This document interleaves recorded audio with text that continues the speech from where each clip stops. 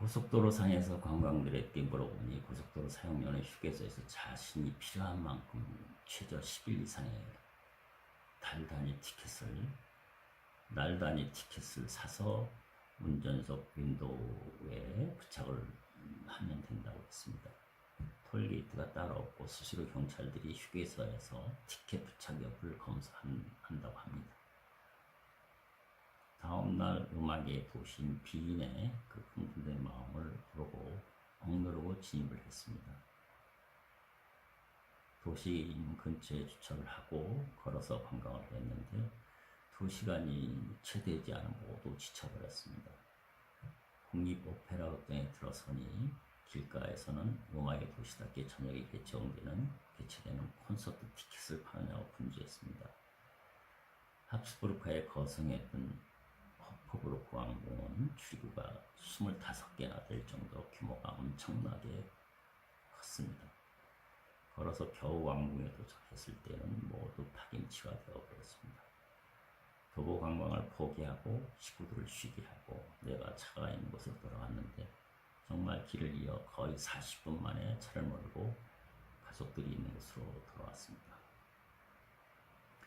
지도도 갖고 있지 않았고 뒤에 탑을 표지판으로 삼아 이동했는데 도로가 복잡하고 일반 통행이 많아 그 주변을 30분 이상 맴돌다가 겨우 가족들이 있는 곳으로 도착을 했습니다. 제가 금세 돌아오지 않자고 걱정을 하는 눈치였습니다. 그리고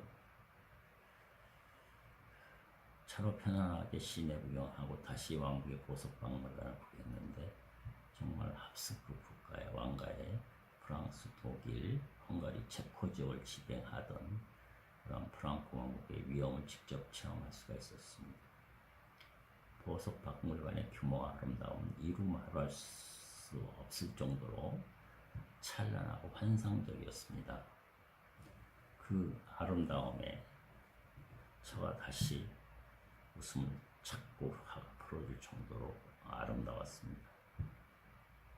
궁전 내부의 관람거리가 엄청나게 많아 최고로 볼만한 궁전 내부 관람을 시간이 지나 보지 못했습니다.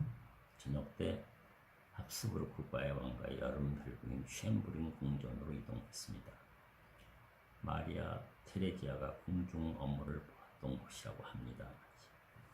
시간이 지나 궁전의 아름다운 정원을 산책하며 그 황혼의 아름다운 궁정을 구경할 수가 있었습니다. 더 구경할 곳이 많았으나 아이들이 집에 돌아가고 칭얼대므로 집으로 돌아가기로 결정하고 돌아오는 길에 오스트리아의 잘스부르크를 거쳐 가려고 했습니다. 집을 떠난 지 일주일이 다 되어 모두 피곤에 지쳐 있는데 고속도로 휴게소에서 샤워를 할 수 있다는 것을 발견할 수가 있었습니다. 문의한 결과 온 가족이 무료로 사용할 수 있었다고 합니다. 그래서 자동차 키를 맡기고 샤워실을 우리 가족 전체가 세를 내서 사용할 수가 있었습니다. 뜨거운 물에 샤워를 하니 그동안의 피로가 다 사라지고 다시 여행을 할 수 있는 기운이 나는 것 같았습니다. 다음날 잘스부르크에 도착하여 호헨찰부르크 성과 자르트 생가를 구경하고 사운드 오브 뮤직의 여주인공 마리아가 아이들과 함께 도레미송을 불렀던 미라벨 정원을 보았습니다. 나중에 그곳에 유학 중인 음악도들에게 물어보니 위 영화 촬영 장소인 대령의 집은 다른 곳에 있다고 합니다. 모차르트 음악 학원에서 고국의 학생들을 만나보니 그 한국 부모들의 교육 열정을 다시 한번 느낄 수가 있습니다. 마지막으로 헬브룬 궁전으로 이동했습니다. 시간 단위로 관광객들을 기다렸다가 분수 정원을 구경하였습니다. 안내원이 안내한 곳에 모여 왕족들의 생활을 들었습니다. 안내원이 몇몇 어린이들을 앞으로 나올 것을 요구하여 어렴풋이 분수에 관한 경험을 할 수 있을 것 같아 우리 꼬맹이 둘을 내보냈습니다. 돌로 만든 탁자에 어린이 10명이 앉아 있었는데 갑자기 아이들이 앉아 있던 곳에서 분수가 튀어나오고 주위가 온통 분수가 되어버렸습니다. 더위에 지쳐 있었던 아이들은 옷이 젖었음에도 소리를 지르며 좋아하고 그 모습을 지켜보던 부모들도 모두 파한대사며 즐거워하였습니다. 계속 이어지는 분수의 관람인데 아름다운 조각들을 감상하고 느닷없이 입구나 바다에서 물줄기가 뿜어져 주위에서는 놀라움과 즐거움의 비명소리가 이어졌습니다. 길가 양쪽에서 물줄기에 뿜어져 그 사이를 뚫고 나오는 아이들의 즐거운 모습이 인상적이었습니다. 그 모습을 보고 있던 관광객들의 등 뒤에서 느닷없이 물세례가 퍼부어져 깜짝 놀라 도망치는 모습도 정말 인상적이었습니다. 이번 관광의 최대 하이라이트였습니다. 오스트리아 마지막 휴게소에 도착했을 때 경찰이 검문을 해서 고속도로 사용 티켓 부착 여부를 확인했습니다.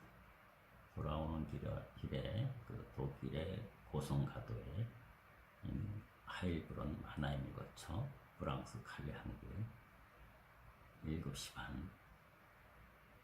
도착을 했고 새벽 12시 반에 해리를 타고 도보 항구에 도착했습니다.